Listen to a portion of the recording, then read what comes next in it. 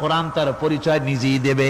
কেউ যদি কোরআনের কাছে জিজ্ঞাসা করে, কোরআন তুমি কোথা থেকে নাজিল হয়েছ, কে তোমাকে নাজিল করেছে, এই প্রশ্ন যদি কেউ কোরআনের কাছে করে, কোরআন নিজেই তার জবাব দিতে পারে কিনা?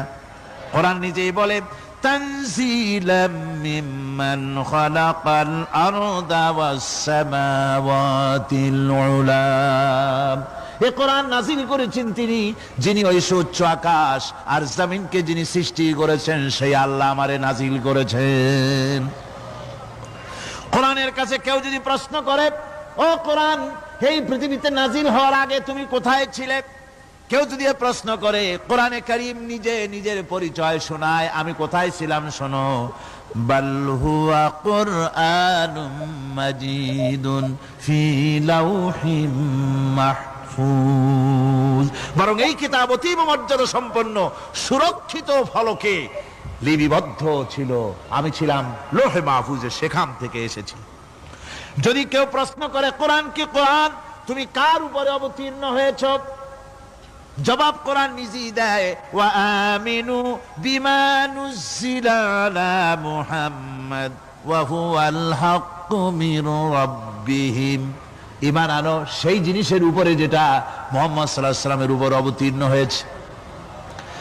আবার অন্য আয়াতেও জবাব পাওয়া যায়, তাবারাকাল্লাযী নাযালাল ফুরকানা আলা আবদিহি লিয়াকুনা লিল আলামিনা নাযীরা।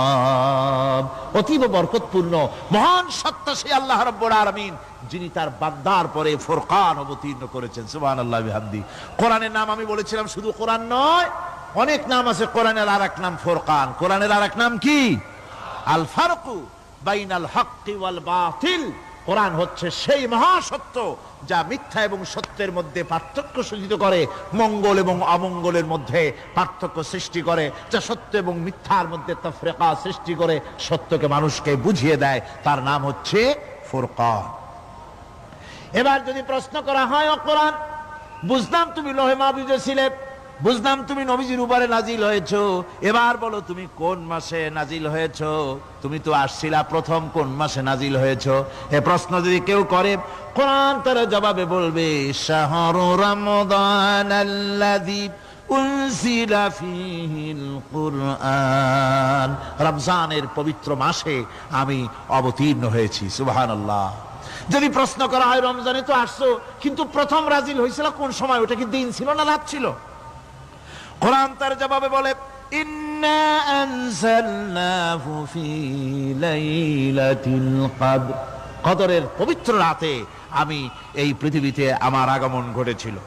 যদি প্রশ্ন করা হয়, বুঝলাম সবই, কেন নাজিল হয়েছে তুমি, এই পৃথিবীতে তোমার আসার উদ্দেশ্য কি, মূল কাজটা কি, এই প্রশ্ন যদি করা হয়, কোরআনে কারীম তার জবাবে বলে, শোনো কেন এসেছি, লিতুখরিজান নাসা মিনাজ যুলুমাতি ইলান নূর।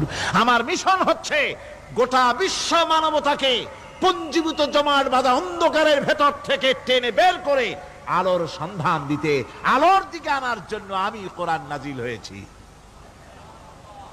গোটা পৃথিবীর মানুষ আছে অন্ধকারের ভিতরে। কিসের মধ্যে?